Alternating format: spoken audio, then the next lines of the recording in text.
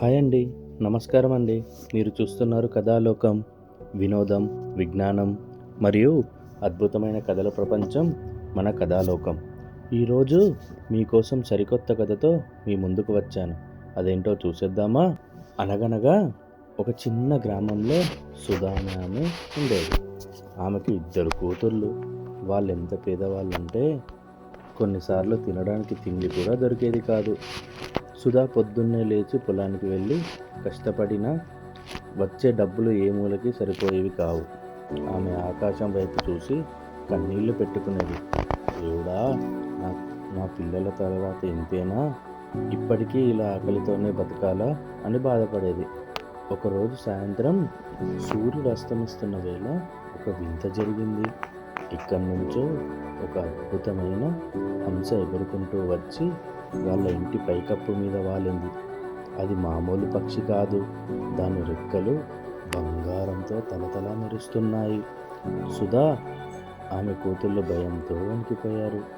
కానీ ఆ హంస మనిషి గొంతుతో ఇలా పలికింది, భయపడకు సుధా, నీ కష్టాలు నాకు తెలుసు, నీకు సహాయం చేయడానికే నేను వచ్చాను అని ఆ హంస తన రెక్కలు విదిలించి ఒక బంగారు ఈకను కిందకి వదిలింది. తీసుకో సుధా, ఇది అమ్మి నీ కుటుంబం ఆకలి తీర్చుకో. నేను ప్రతి నెల వచ్చి నీకొక బంగారు ఈకనిస్తాను అని మాటిచ్చింది. ఆ ఒక్క ఈకతో వాళ్ళ తలరాతే మారిపోయింది. మంచి ఇల్లు, మంచి బట్టలు, రుచికరమైన భోజనం. గ్రామంలో అందరూ వాళ్ళని గౌరవించడం మొదలుపెట్టారు. వాళ్ళు చాలా సంతోషంగా ఉన్నారు. కానీ మనిషితత్వం వింతైనది కదా. ఏమీ లేనప్పుడు కొంచెం చాలు అనుకుంటాం, కానీ అన్నీ ఉన్నప్పుడు ఇంకా కావాలి అనుకుంటాం.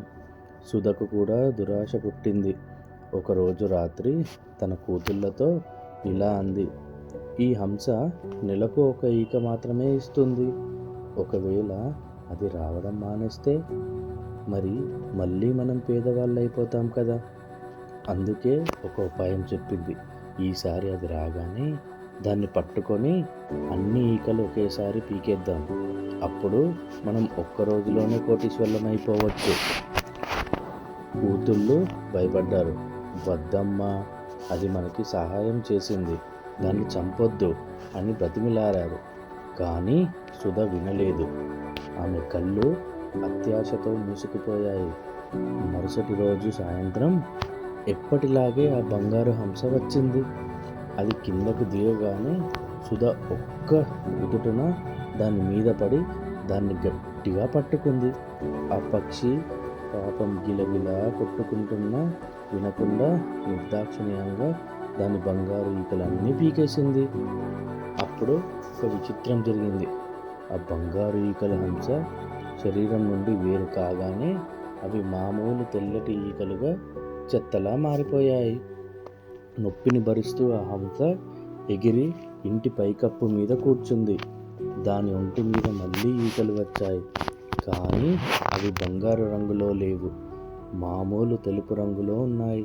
హంస బాధగా ఇలా చెప్పింది, సుధా, నేను నీకు సహాయం చేశాను, కానీ నువ్వు అత్యాశకు పోయావు.